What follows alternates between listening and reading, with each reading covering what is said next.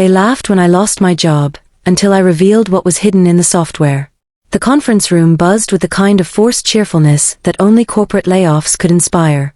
I sat at the head of the polished mahogany table, my termination papers neatly stacked before me like a tombstone marking the end of 15 years of dedicated service. Around me, colleagues who had once shared coffee breaks and late-night project marathons now wore expressions of practiced sympathy, their eyes darting between me and the empty chair where our department head should have been sitting. "It's nothing personal," Mark from HR had said, his voice carrying the rehearsed tone of someone who delivered this speech too many times. "It's just restructuring." As if those words could soften the blow of unemployment in my mid-40s. The irony wasn't lost on anyone, especially not on me. Just last quarter, I'd implemented a system upgrade that saved the company nearly $2 million annually. Now they were letting me go to cut costs. The laughter started as a ripple, barely audible beneath the hum of fluorescent lights. Sarah from accounting let out a nervous giggle that quickly spread like wildfire through the room.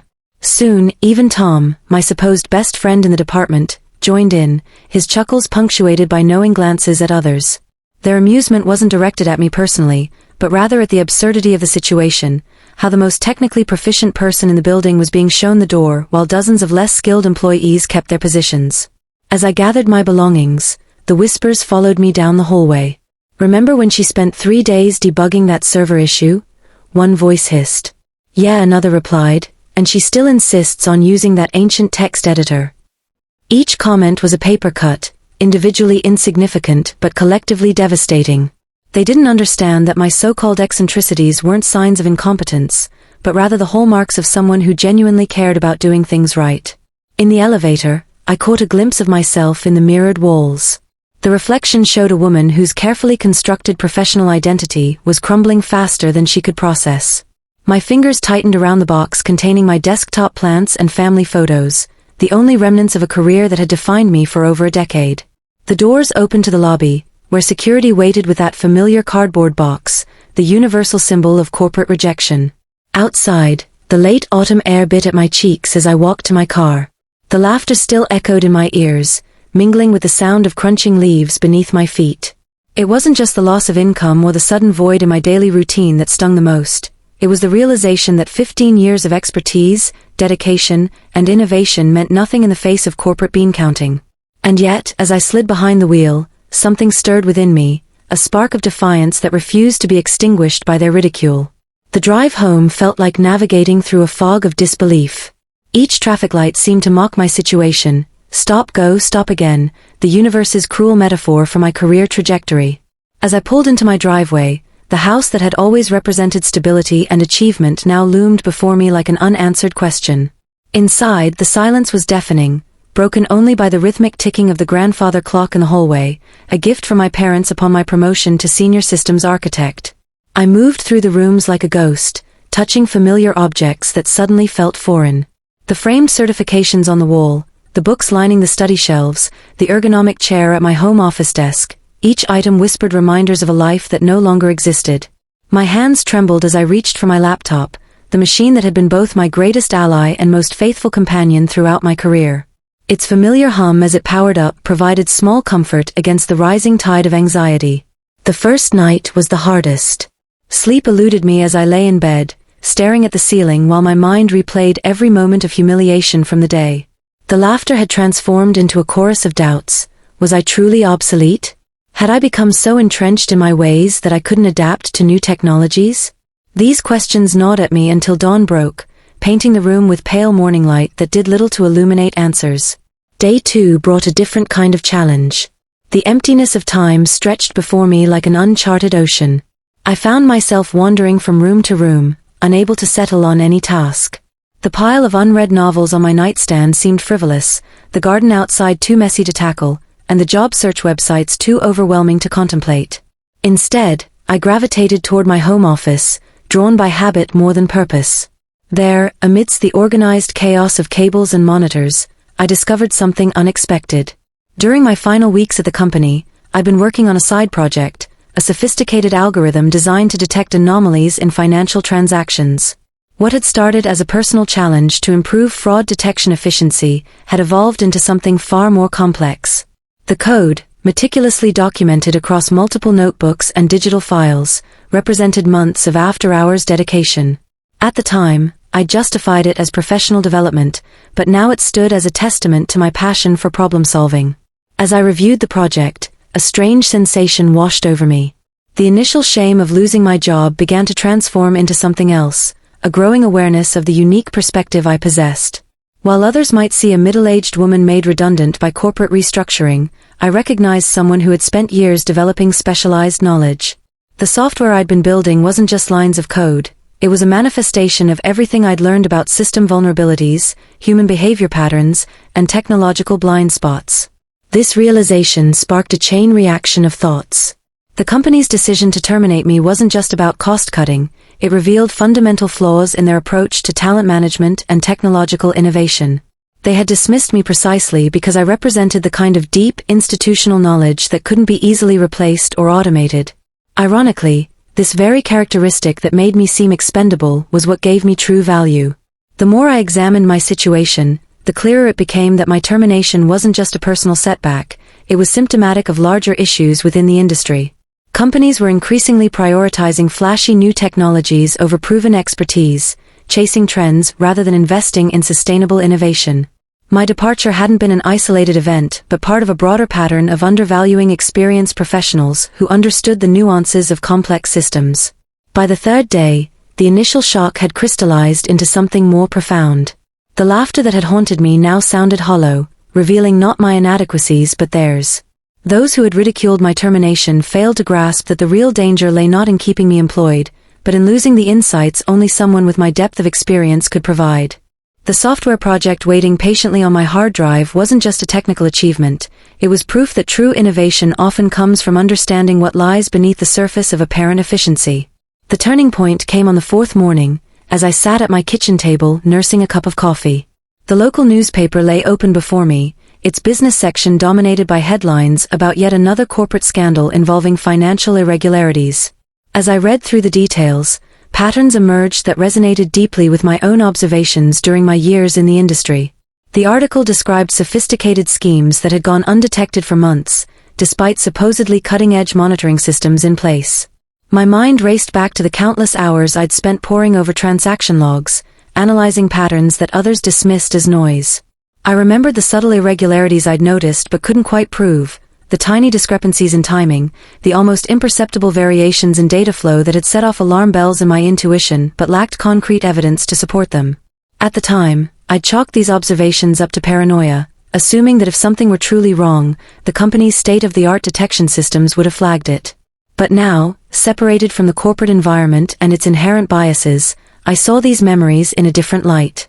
The same institutional blind spots that had led to my dismissal were precisely what made organizations vulnerable to sophisticated threats. My obsessive attention to detail, once mocked as outdated thoroughness, was actually a crucial defense mechanism against increasingly complex forms of deception. I retreated to my home office, pulling up the documentation from my abandoned project. The algorithm I'd been developing hadn't been designed to catch obvious fraud. Instead, it focused on detecting subtle behavioral shifts in system interactions, the kind of changes that humans might sense intuitively but machines typically overlooked. It was based on a simple yet powerful insight, that the most dangerous threats often hid in plain sight, camouflaged by their very normalcy. As I reviewed my notes, a chilling realization took hold. The patterns I'd been tracking aligned perfectly with several high-profile breaches reported in recent years. These weren't random acts of cybercrime but sophisticated operations that exploited the very trust mechanisms built into corporate systems. The software companies relied on commercial detection tools operating on predefined rules, while the real dangers manifested in ways that defied such rigid categorization. The implications extended far beyond my former employer.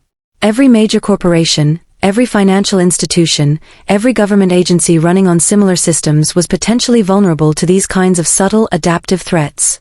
My termination hadn't just cost me my job, it had removed from the equation someone uniquely positioned to recognize and address these emerging risks. The laughter that had accompanied my exit now seemed tragically misplaced, a collective denial of the warning signs I'd been trying to articulate. Driven by a mixture of urgency and determination, I immersed myself in expanding the scope of my project. What had started as a personal challenge transformed into a mission. I began reverse engineering case studies of recent breaches, mapping their progression against the patterns my software had identified. The results were alarming. In each instance, there had been early warning signals, subtle deviations that conventional systems had missed entirely, but that my algorithm had been designed to detect. The deeper I delved, the more apparent it became that the problem wasn't just technical but cultural. Organizations had become so focused on optimizing for efficiency and cost reduction that they'd systematically eliminated the very safeguards that could protect them from sophisticated threats. Experienced professionals like myself, with our insistence on thorough analysis and intuitive understanding of system dynamics, were being pushed aside in favor of younger, cheaper labor trained to follow established protocols without questioning underlying assumptions. This revelation crystallized into a powerful insight. The vulnerability wasn't in the technology itself, but in the way organizations approached risk management. By valuing immediate returns over long-term resilience, they had created systems that were efficient at processing known threats, but dangerously blind to emerging ones. My software represented more than just a technical solution.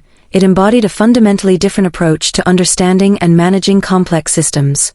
The breakthrough came on a rainy afternoon, as I was testing a new iteration of the algorithm against historical data from my former company. The program flagged a series of transactions that, individually, appeared completely legitimate. However, when analyzed through the lens of temporal pattern recognition, a methodology I developed based on years of observing human-computer interaction, they revealed something extraordinary. These seemingly routine operations formed a hidden network of dependencies, creating pathways that could be exploited with devastating precision. I cross-referenced these findings with publicly available information about recent corporate breaches and felt a chill run down my spine. The same patterns existed across multiple organizations, suggesting the presence of a coordinated effort rather than isolated incidents. More disturbingly, the transactions in question had all occurred within weeks of significant personnel changes, exactly like the restructuring that had led to my termination. The implications were staggering. What I had initially perceived as random fluctuations in system behavior now appeared to be part of a sophisticated strategy. The departures of experienced professionals weren't just cost-saving measures, they were tactical moves that simultaneously reduced institutional memory while creating vulnerabilities that could be precisely targeted. My software wasn't just detecting anomalies, it was uncovering evidence of a systemic weakness being deliberately exploited. As I expanded my analysis to include other corporations, the pattern became undeniable. Major organizational changes, particularly those involving the replacement of seasoned experts with less experienced personnel, consistently preceded periods of increased vulnerability. The timing was too precise, the correlations too strong to be coincidental. It was as if someone had studied corporate behavior patterns and developed a playbook for exploiting them. The nature of these vulnerabilities revealed something even more disturbing. The transactions forming these hidden networks weren't traditional hacking attempts or brute force attacks. Instead, they operated within the bounds of normal system behavior, leveraging legitimate processes in ways that would never trigger conventional detection mechanisms. This wasn't about breaking into secure systems, it was about understanding them so thoroughly that their very strengths could be turned against them. My heart raced as I realized the full scope of what I'd uncovered. The software I'd been developing wasn't just a tool for detecting financial irregularities, it was revealing a fundamental flaw in how organizations managed risk in the digital age. By focusing on protecting against known threats, they had created environments where the most dangerous attacks could operate freely, hidden within the noise of everyday operations. The very efficiency measures that had made modern business possible were now serving as Trojan horses for sophisticated exploitation. The rain continued to patter against my office window as I stared at the screen, the weight of my discovery pressing heavily on my shoulders. The laughter that had accompanied my termination now seemed like a grim echo of this larger pattern, a symptom of a system that valued short-term gains over long-term security. But beneath this realization lay another, more troubling question. If I had stumbled upon this pattern, who else might have already discovered it? The next morning, I found myself standing in front of the mirror, practicing what I would say. The email had come unexpectedly, an invitation to speak at the annual Tech Security Summit, a gathering of industry leaders, cybersecurity experts, and government officials. They wanted me to present on emerging threat vectors in corporate systems. The irony wasn't lost on me. Just weeks ago, I'd been forcibly ejected from that very world, dismissed as irrelevant by people who couldn't see beyond their quarterly reports. As I adjusted my blazer, I reflected on how much had changed since that humiliating day in the conference room. Back then, Their laughter had felt like a death knell for my career. Now, it fueled a quiet determination burning in my chest. I knew the truth about what had been happening beneath the surface of corporate America's shiny digital infrastructure, and tonight, I would share it with the people who needed to hear it most. The convention center's grand ballroom buzzed with the energy of hundreds of attendees networking during the cocktail hour.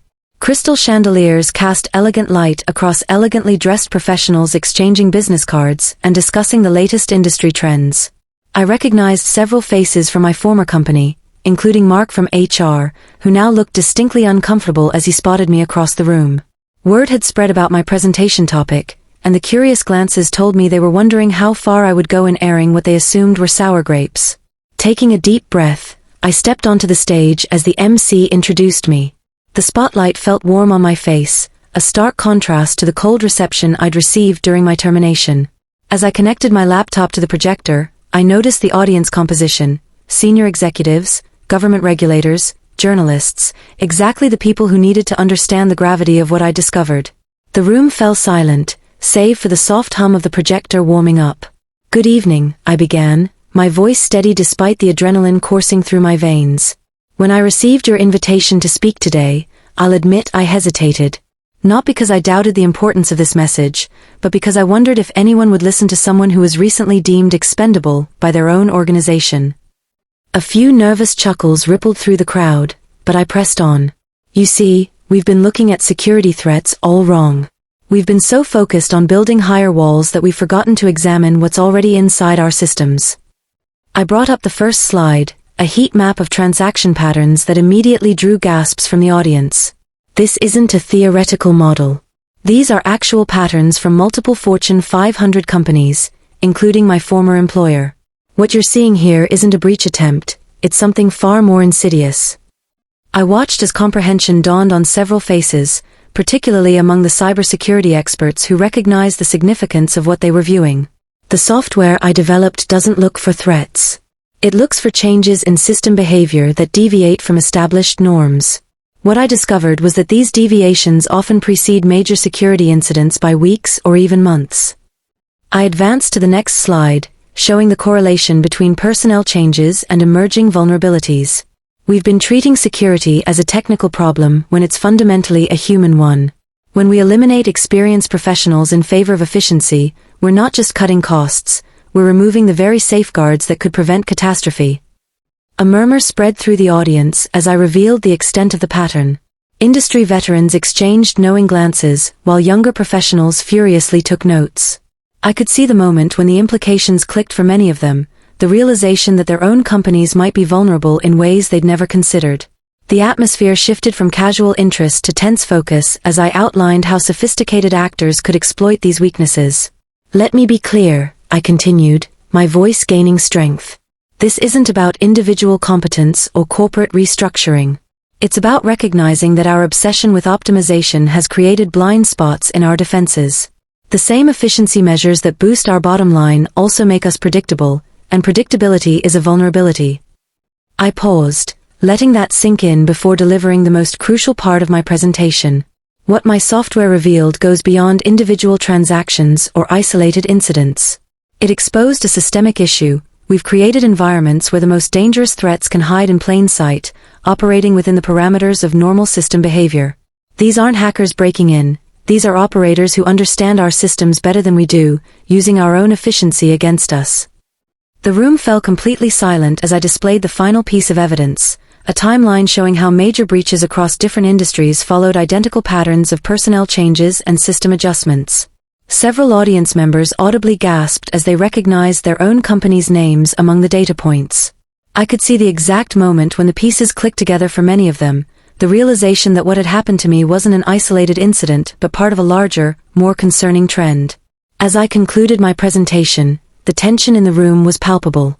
Executives exchanged worried glances, while government officials scribbled furious notes. Journalists leaned forward in their seats, cameras flashing as they captured images of my slides.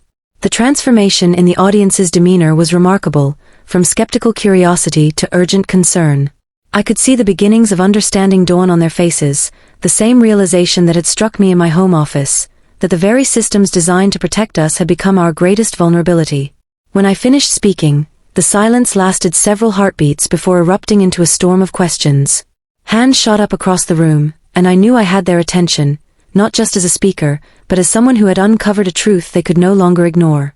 The laughter that had once accompanied my termination now seemed distant, almost unreal, replaced by the gravity of what we were facing together. The aftermath of my presentation unfolded like a carefully orchestrated drama, each scene revealing new layers of complexity to the situation I had uncovered. As I navigated the crowded ballroom during the post-presentation networking session, I found myself surrounded by clusters of intensely focused conversations. Industry veterans who had previously dismissed my work as outdated were now seeking me out, their faces etched with concern. Younger professionals approached me with a mixture of awe and anxiety, asking technical questions that revealed how deeply my findings had shaken their understanding of system security. What surprised me most was the emergence of allies from unexpected quarters. Dr. Elena Martinez, a renowned cybersecurity expert whose books I had studied for years, approached me with a proposition that sent a shiver down my spine. "Your algorithm," she began, her voice low but urgent, "it's not just identifying patterns. It's detecting something we've suspected but never been able to prove. There's a group of us who've been tracking similar anomalies across multiple sectors. Would you consider collaborating?" Before I could respond, a man in a dark suit interrupted us. "Ms. Carter," he said, producing credentials that identified him as Agent Roberts from the Department of Homeland Security. "We need to discuss your findings in more detail. Your software appears to be flagging activities that align with patterns we've been monitoring in classified channels." His expression was grave, and I noticed several other government officials making their way toward us, their body language suggesting this wasn't a casual inquiry. Meanwhile, representatives from major corporations were approaching with offers ranging from lucrative consulting contracts to acquisition proposals for my software. Yet their eagerness carried an undercurrent of desperation that spoke volumes about their own internal discoveries. One CTO confided that his team had independently verified my findings and was alarmed by how deeply the patterns penetrated their systems. "We've been looking at this all wrong," he admitted. "Your approach, it's revolutionary." The media attention escalated rapidly, with reporters from major outlets requesting interviews. The story of my termination had taken on new dimensions as news outlets connected the dots between my departure and the subsequent security concerns I had raised. Headlines like "The Whistleblower They Laughed At" and "How Cost-Cutting Created Corporate Vulnerabilities" began appearing across business and technology publications. The irony wasn't lost on anyone, least of all me, as I watched the same people who had ridiculed my redundancy now quote me as an authority on corporate security. Perhaps most telling was the reaction from my former colleagues. Mark from HR approached me with an apology that seemed genuine, his usual corporate polish replaced by raw sincerity. "We had no idea," he confessed. "When we let you go, we thought, well, you know what we thought." He hesitated, then added, "Can we talk about bringing you back? Not just as an employee, but as a consultant to help us implement your findings." Yet amid this whirlwind of validation and opportunity, a darker reality began to emerge. My home security system, which I had installed myself and routinely monitored, detected multiple unauthorized access attempts. The metadata from these attempts suggested sophisticated probing methods, typically associated with state-sponsored actors. When I ran these patterns through my software, the results confirmed my worst fears. Whoever was behind these attempts wasn't merely interested in stealing my research, they were testing its capabilities against their own operational methods. Dr. Martinez explained the gravity of this development during a hurried meeting in a private conference room. "You've touched a nerve," she said, spreading out documents that detailed similar security incidents targeting researchers in adjacent fields. "These patterns you've uncovered, they're not just corporate vulnerabilities. They represent fundamental weaknesses in how we've structured our entire digital infrastructure. That makes you and your software extremely valuable targets." As I processed this information, I realized that my journey had transcended the personal vindication I had initially sought. The laughter that had accompanied my termination had transformed into something far more significant, a wake-up call for an entire industry. But with this awakening came responsibility and danger. The patterns my software had revealed weren't just technical anomalies, they were windows into a complex web of vulnerabilities that threatened not just individual companies, but the very foundations of our digital economy. The following days blurred into a whirlwind of activity that transformed my life in ways I could never have anticipated. Government agencies and private sector leaders began coordinating efforts to address the vulnerabilities my software had exposed. Task forces formed overnight, with representatives from multiple industries converging on secure facilities to analyze the patterns I had discovered. My home office, once a sanctuary of solitude, transformed into a command center connected to encrypted communication channels and secure servers. Dr. Martinez became my constant companion and guide through this new reality. Together, we established protocols for sharing information while maintaining operational security. "We're walking a fine line," she warned during one of our late-night strategy sessions. "The patterns you've identified are powerful tools, but they're also potential weapons in the wrong hands." Her words proved prescient as we began receiving credible threats against both my safety and the integrity of my research. The corporate world reacted with a mixture of panic and pragmatism. Major firms initiated emergency reviews of their personnel policies, particularly regarding the retention of experienced professionals. Some companies went so far as to create new executive positions specifically to manage the kind of institutional knowledge I had represented. Others invested heavily in adapting my software for their internal use, leading to unprecedented collaboration between traditional competitors who recognized the shared nature of the threat. Yet the most surprising development came from an unexpected source. My former employer, realizing the gravity of what they had lost, made a public announcement acknowledging their mistake in terminating me. They launched an initiative called Project Retain, aimed at preserving and valuing deep institutional knowledge. Other companies quickly followed suit, creating similar programs and establishing industry-wide standards for retaining experienced professionals. The irony wasn't lost on anyone. The very efficiency measures that had led to my termination were now being re-evaluated as potential liabilities. Government involvement intensified as the scope of the threat became clearer. Special committees formed in Congress to investigate the intersection of corporate restructuring and national security risks. Testimonies from industry leaders, including several who had initially dismissed my concerns, painted a picture of widespread vulnerability across critical infrastructure sectors. The Department of Defense expressed particular interest in adapting my software for military applications, citing its ability to detect subtle behavioral changes in complex systems. As my influence grew, so did the challenges. Competing interests emerged, with some factions wanting to restrict access to my findings while others advocated for open-source distribution. Ethical dilemmas multiplied. How much information should be shared publicly without compromising security? Which organizations could be trusted with sensitive aspects of the research? These questions consumed countless hours of debate among the growing coalition of experts working on solutions. The media narrative evolved from sensationalism to serious investigative reporting. Journalists began connecting my discoveries to broader societal issues, exploring how technological advancement had outpaced our ability to manage its consequences responsibly. Documentaries and feature articles highlighted cases where similar patterns had led to catastrophic failures, reinforcing the urgency of addressing these vulnerabilities systematically. Despite the mounting pressure and constant scrutiny, moments of pure inspiration kept me grounded. I watched as young professionals, inspired by my journey, began developing complementary technologies that built upon my work. University research labs reached out with innovative approaches to enhancing the software's capabilities. Startups emerged, focusing on creating tools that balanced efficiency with institutional memory preservation. The ecosystem of solutions grew organically, driven by a shared understanding of the stakes involved. Through it all, the memory of that initial laughter remained a powerful motivator. It had transformed from a source of pain into a reminder of why this work mattered. Every time I faced doubt or resistance, I recalled those mocking voices and used them to fuel my determination. The journey had taught me that true innovation often emerges from places of discomfort and rejection, and that the most valuable insights frequently come from those willing to question established norms. As the weeks turned into months, a new reality took shape, one where my termination was no longer seen as a failure but as the catalyst for a fundamental shift in how organizations approach security and expertise management. The patterns my software had revealed continued to evolve, requiring constant adaptation and refinement. Yet with each new discovery came greater understanding, stronger alliances, and more robust solutions. The road ahead remained challenging, filled with unknowns and potential pitfalls, but for the first time in my career, I felt truly aligned with my purpose.